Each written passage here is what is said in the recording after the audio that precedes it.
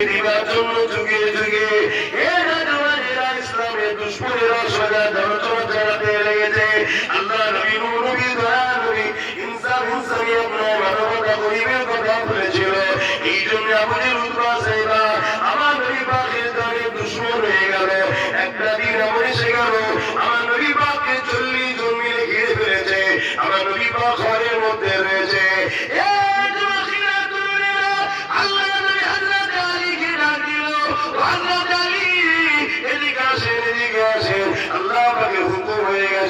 আমি আজকে রাত্রে হিজরত করে আসছি, মদিনাতে চলে যাব। এই মালগুলো তুমি অমুকের মাল অমুকের মাল অমুকের মাল দিয়ে আসবে।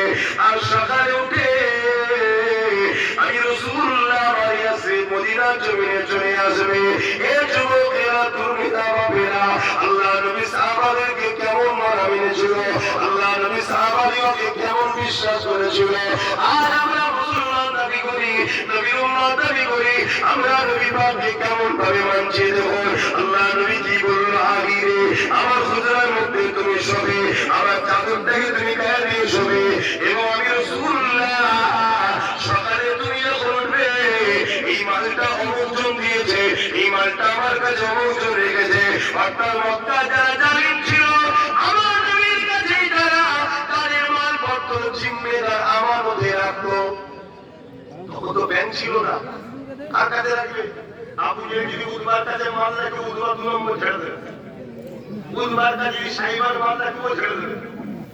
এই জন্য আমার নবীকে বিশ্বাস করে তারা রাখছে যে মুহাম্মদ সাল্লাল্লাহু আলাইহি ওয়াসাল্লাম কখনো আমানত খিয়ানত। সেই নবীর উম্মত নবী আমাদেরকে ইসলাম আমানত দিয়েছে, সেই ইসলামের আমানতের খিয়ানত করছি আমরা। ইসলামের বিষয়ে আমাদের কোনো চিন্তা ফিকির আছে? আজকে পুরো দুনিয়ায় যখন কম্পিটিশন চলছে, হ্যাঁ আমাদের খবর কি? আমাদের খবর সকালে ওঠো কোন রকম ভাবে মুখটা ধুয়ে কিছু পেলে একটু পেটের জন্য, সে হালাল কি হারাম দেখা দেখি নয়। কারো যদি পা টিপতে হয় তাও ঠিক আছে, কারো জুতো ছাড়তে হয় তাও ঠিক আছে, আমার 200-300 টাকা দরকার। খারাপ এটাই জিন্দেগি আমাদের। আমার নবীর দিনের জন্য আমরা ঐক্য হব না, আমার নবীর দিনের জন্য আমরা এখন হব না। আমার নবীর দিনকে যারা মিলাতে চাইছে গুস্তাখে রাসূলদের বিরুদ্ধে কি কথা বলবো না? কেউ বলছে বলতে গেলে তো জেল দেবে, বলতে গেলে তো মারবে, বলতে গেলে তো জুলুম করবে, বলতে গেলে তো কাজ বন্ধ হয়ে যাবে।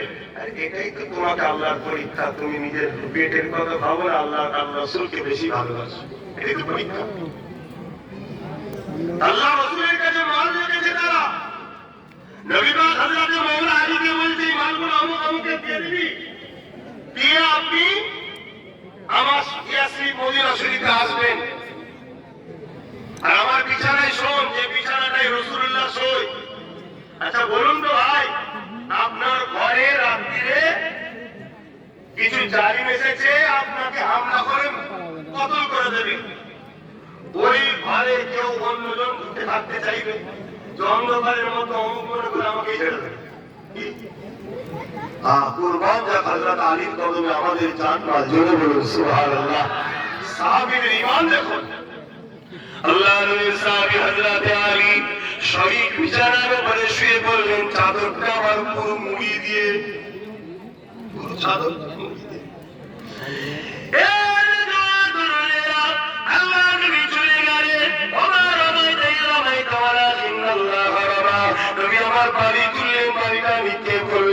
জালিমদের চোখে পড়ল, তারা দেখতে পেল না।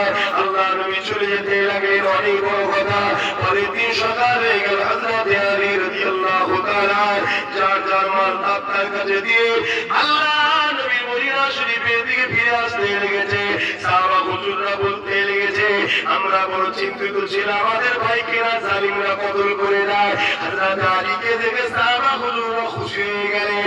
আগে এসে গড়াই গড়াই মিলতে লেগেছে, ভাই কাল রাত্রিটা আপনার কেমন কেটেছে? হযরত আলী বলে,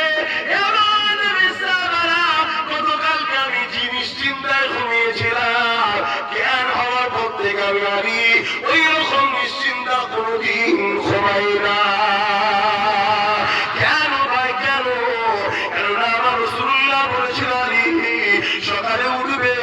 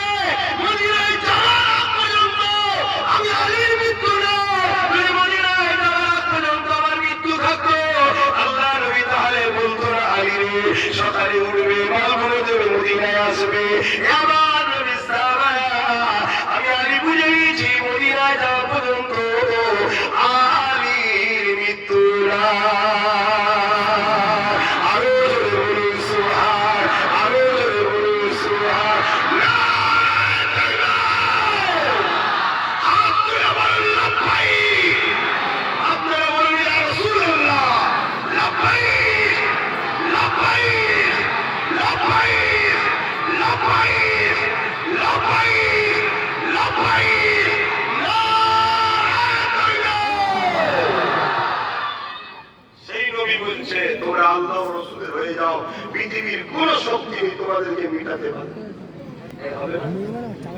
কথা বলো,